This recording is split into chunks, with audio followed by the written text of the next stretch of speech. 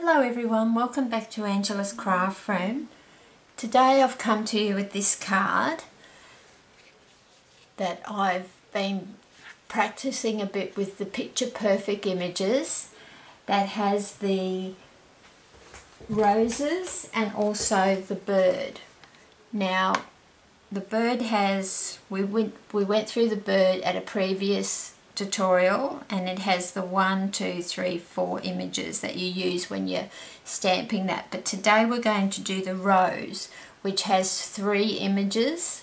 So I'm just going to show you how I actually stamp the rose today, and I'll just go through with what I've used on this card. But we're just going to be stamping the rose, showing you the technique of that today, and then I'll show you a couple of colour combinations that I have used also. So to start with, I've just got some Bermuda Bay cardstock, 11 inches long, cut at 4 1/4 and then scored at 5 1/2 inches. And then I've got a piece of Tangerine Tango and then a piece of Shimmery White. Now there's no big secret to my layering sizes. When I use different cardstock colours, I just simply go down by 1/4 inch depending on how many layers I have. So that's all I've done with this one. So it's quite easy to work out the measurements once you have your card, your base card folded. Okay, so then what I did was I just took the piece of Shimmery White and I put it through my Big Shot, and I cut out, using the layering oval framelits, I cut out an oval framelit there.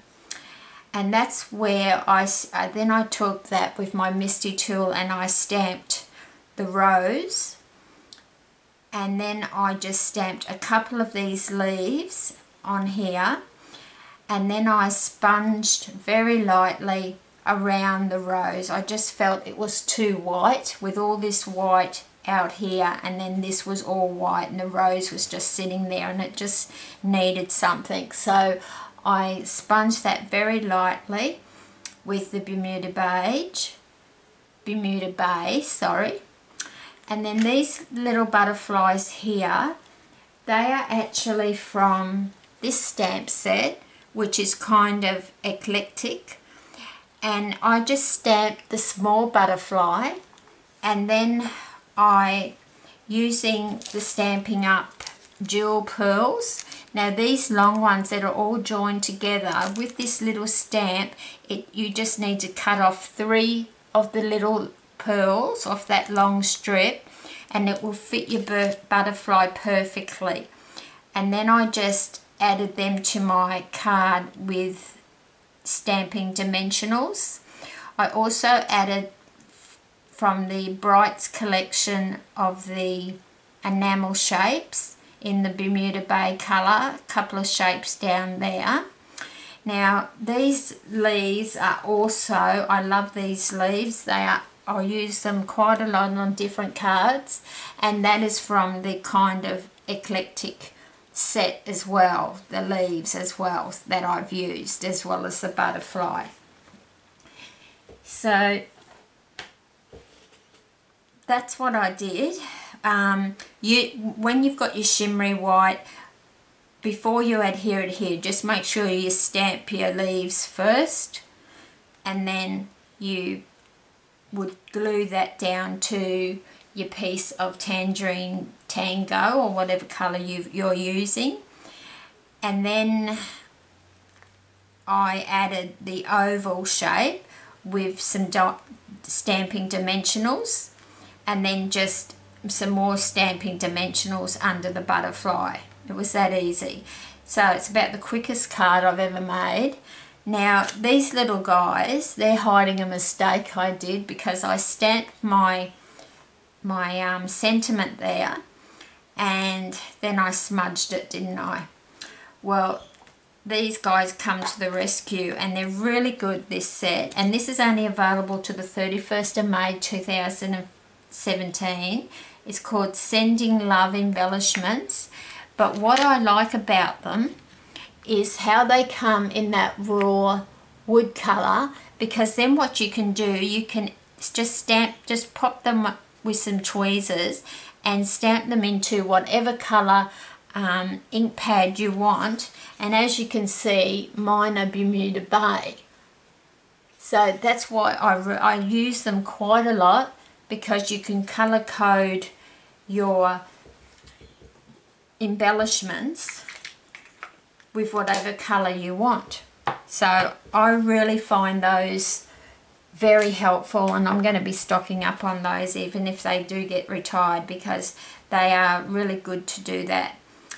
So then I just, inside the card, I had a little bit of basic grey scrap cardstock that seemed to fit, and then I stamped the leaves once again inside on Bermuda Bay, with Bermuda Bay I should say, and then just adhered that to my card. And I just thought it just finished the card off a bit, like you're not opening a blank card, and then there's still plenty of room for you to write on. So that's the card that I wanted to show you today, and I thought I'd show you in the same tutorial. I'll show you how I stamped the rose. Oh, and just one last thing first, I'll just show you that these are 3 colour combinations that I've come up with at the moment to do the rose. Now this one here, so when I say the colours, there's a first stamp, second stamp and a third stamp. Okay, so this one I did stamp 1 with Blushing Bride, then I came in with stamp 2 with Sweet Sugar Plum, and then the final stamp was Cherry Cobbler. And then this one was Soft Sky, So Saffron and Bermuda Bay. That's the one that's on the card. Okay. Then this one here is Pool Party, Crushed Curry and Real Red. So you can play around with your colours like I did and get the colour rose that you would like. But my one big tip would be that you really need 2 pale colours. Your palest colour would be stamped first, and then your next colour that's not a real bright colour like in the Regal collection, that would be stamped next. So it's still a light colour, but it's just a bit more deeper in colour, richer in colour than your first pale one. And then you put your nice bright colour on last, on your stamp 3. Okay, so that's just 3 that I've come up with. So I'm just going to bring in my Misty tool, and we're just going to stamp this rose.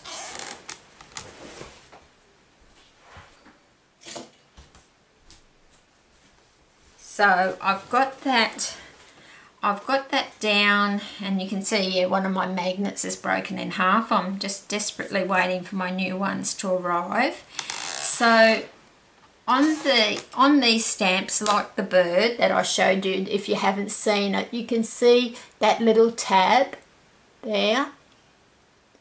Okay, that's on all 3 stamps, so we need to line that tab up every time. Okay.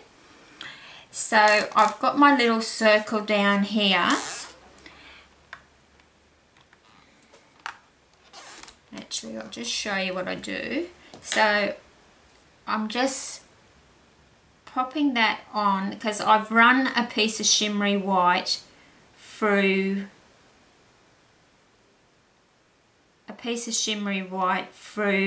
my Big Shot with my layering circles this time. Now where that tab is, which is right there, I'm just going to put a little pencil mark either side, because that way I know exactly where my tab has to go each time. If you use a pencil, you can just rub it out. It's that easy. So we're just going to press that down. And if you've got a Misty tool, you will need the foam with this stamp set, because it's a photopolymer, so it needs that extra thickness. So our first colour we're going to stamp is Blushing Bride. So we're just going to stamp up the first stamp and bring that down and just push that right down so you can see through the photopolymer how the ink spreads, because the first image is the full rose and it's just going to get smaller and smaller with the other one. So we really want a good covering. You can see that's still a little bit wet, but that's fine because it will dry in a couple of seconds as soon as I say it's dried pretty quickly. Now I've got my little pencil marks there so I can see where I want my second stamp to sit.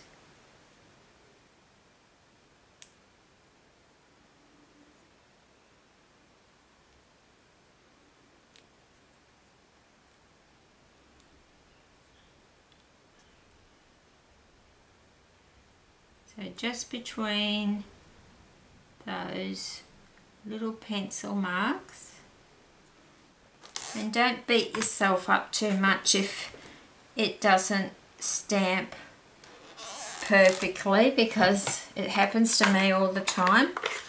So then I'm going to take Sweet Sugar Plum, and this is stamp number 2, and just make sure you get it stamped up really well, especially out at the edges. Just wipe that little bit off that got on my, I'm sure it won't transfer to the rose, but then we're going to just press that down. Make sure you press on the outer edges mainly, because that's where the highlight areas are going to be. Then you're going to lift that up. Okay, so then we're going to bring in stamp number 3 and just line it up in the same area.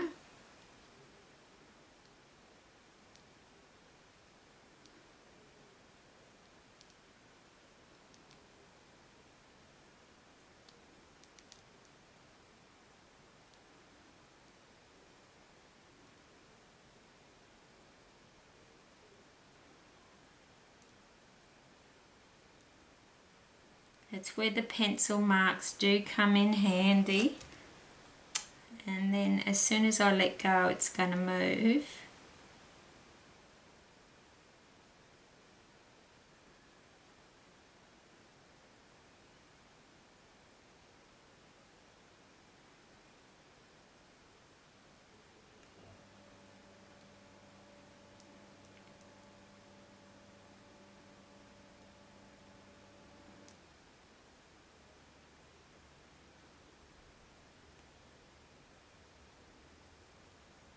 The little thing, it just, I'm trying to get it to stay there. As soon as I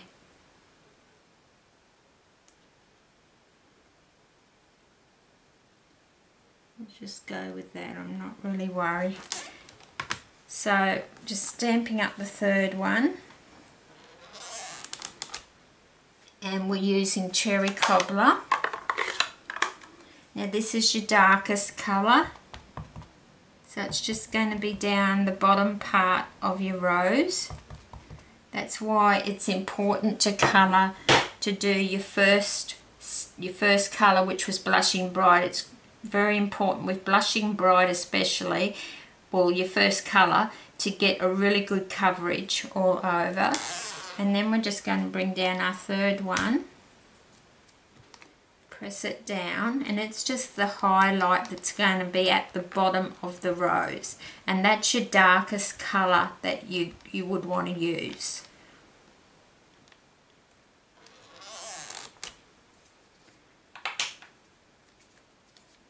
So that's the rose there. So it's quite a nice effect. So I hope you find that helpful to how to use it, and I'm going to come back in a couple of days and do another card using the same technique, but we'll most probably use the layering ovals next time, just to give it a bit of a different look. but I hope that has helped you to use the Picture Perfect stamp set while you're stamping the roses. So until next time, thank you for watching. Happy crafting.